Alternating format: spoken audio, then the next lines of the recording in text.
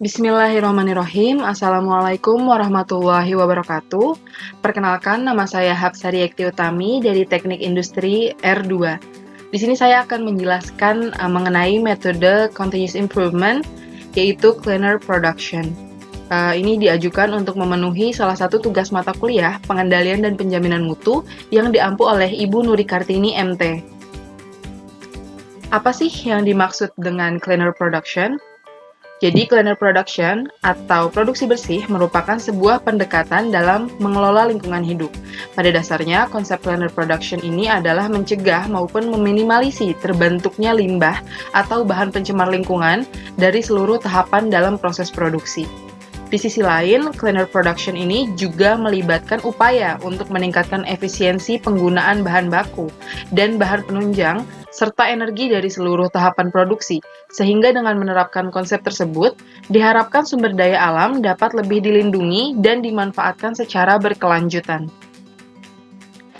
Kementerian Lingkungan Hidup mendefinisikan bahwa produksi bersih atau cleaner production ini merupakan strategi pengelolaan lingkungan yang bersifat preventif, terpadu, dan diterapkan secara terus-menerus pada setiap kegiatan mulai dari hulu ke hilir yang terkait dengan proses produksi, produk, dan jasa untuk meningkatkan efisiensi penggunaan sumber daya alam, mencegah terjadinya pencemaran lingkungan, dan mengurangi terbentuknya limbah pada sumbernya sehingga dapat meminimasi resiko terhadap kesehatan dan keselamatan manusia serta kerusakan pada lingkungan. Maka dari pengertian mengenai produksi bersih ini, kata kunci yang dipakai untuk pengelolaan lingkungan adalah pencegahan, terpadu, peningkatan efisiensi, dan meminimasi resiko. Adapun keberhasilan penerapan produksi bersih ini di dalam industri ditandai dengan yang pertama, berkurangnya pemakaian air, sehingga industri memiliki kelebihan pasokan air. Yang kedua, peningkatan efisiensi energi, sehingga industri memiliki kelebihan daya dan masih dapat dimanfaatkan. Yang ketiga, adanya penanganan limbah industri yang bisa dimanfaatkan sebagai bahan baku, dan yang keempat, adanya penurunan timbulan limbah cair maupun padat, sehingga kapasitas instalasi pengelolaan air limbah atau IPAL dan insinerator berlebih. Tujuan dari cleaner production adalah yang pertama, menurut Sari pada tahun 2012, produksi bersih ini bertujuan untuk mencegah dan menimbulkan terbentuknya limbah atau bahan pencemaran lingkungan di seluruh tahapan produksi. Dan yang kedua, tujuan produksi bersih adalah untuk memenuhi kebutuhan kita akan produk secara berkelanjutan dengan menggunakan bahan yang dapat diperbarui, bahan tidak berbahaya, dan penggunaan energi secara efisien dengan tetap mempertahankan keanekaragaman. Sistem produksi bersih pun ini berjalan dengan pengurangan penggunaan bahan, air, dan juga energi. Berikut prinsip dari cleaner production. Jadi pola pendekatan produksi bersih atau cleaner production ini dalam melakukan pencegahan dan pengurangan limbah itu menggunakan strategi yang namanya 1E4R, yaitu elimination, rethink, reduce, reuse, recycle, and recovery or reclaim. Yang pertama, elimination atau pencegahan ini adalah upaya untuk mencegah timbulan limbah langsung dari sumbernya, mulai dari bahan baku, proses produksi, sampai produk. Yang kedua ada rethink atau berpikir ulang, adalah suatu konsep pemikiran yang harus dimiliki pada saat awal kegiatan akan beroperasi. Yang ketiga ada reduce atau pengurangan, adalah upaya untuk menurunkan atau mengurangi timbulan limbah pada sumbernya. Yang keempat ada reuse atau memakai ulang atau penggunaan kembali, itu merupakan upaya yang memungkinkan suatu limbah dapat digunakan kembali tanpa perlakuan fisika, kimia, ataupun biologi. Yang kelima ada recycle atau mendaur ulang, itu merupakan upaya mendaur ulang limbah untuk memanfaatkan limbah dengan memprosesnya kembali kepada proses semula melalui perlakuan fisika, kimia, dan biologi. Selanjutnya adalah recovery or reclaim atau pungut ulang atau mengambil ulang. Itu merupakan upaya mengambil bahan-bahan yang masih mempunyai nilai ekonomi yang tinggi dari suatu limbah tersebut, kemudian dikembalikan ke dalam proses produksi dengan atau tanpa perlakuan fisika, kimia, dan biologi.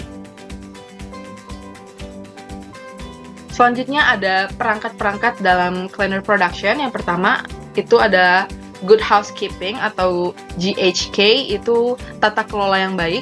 merupakan serangkaian kegiatan yang dilakukan oleh perusahaan atas kemauannya sendiri dalam memberdayakan sumber daya yang dimiliki untuk mengatur penggunaan bahan baku, air, dan energi secara optimal dan bertujuan untuk meningkatkan produktivitas kerja dan upaya pencegahan dalam pencemaran lingkungan.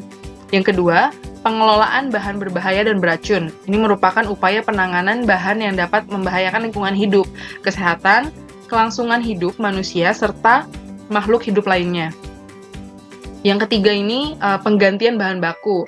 Ini upaya untuk mengganti dengan bahan yang kurang berbahaya dan kurang beracun, bahan yang tidak mudah rusak, dan bahan yang menimbulkan limbah yang dapat diurai di lingkungan. Yang keempat, perbaikan prosedur operasi merupakan upaya untuk mengembangkan dan memodifikasi prosedur operasional standar dengan langkah yang lebih praktis dan efisien. Yang kelima, modifikasi proses dan peralatan. Ini merupakan upaya memodifikasi proses maupun peralatan produksi sehingga dapat meningkatkan efisiensi dan menurunkan timbulan limbah. Selanjutnya ini ada beberapa kendala dalam cleaner production. Ini terbagi menjadi 3, yaitu kendala ekonomi. Yang pertama, kendala ekonomi ini timbul apabila kalangan usaha tidak merasa mendapatkan keuntungan dalam penerapan produksi bersih. Contoh hambatannya itu ada biaya tambahan peralatan, lalu besarnya modal atau investasi dibanding kontrol pencemaran secara konvensional, sekaligus penerapan produksi bersih. Lalu kendala yang selanjutnya, yang kedua ada kendala teknologi. Contohnya ini kurangnya sosialisasi atau penyebaran informasi tentang konsep produksi bersih. Lalu penerapan sistem baru memiliki kemungkinan yang tidak sesuai dengan yang diharapkan, bahkan berpotensi menyebabkan gangguan atau masalah yang baru.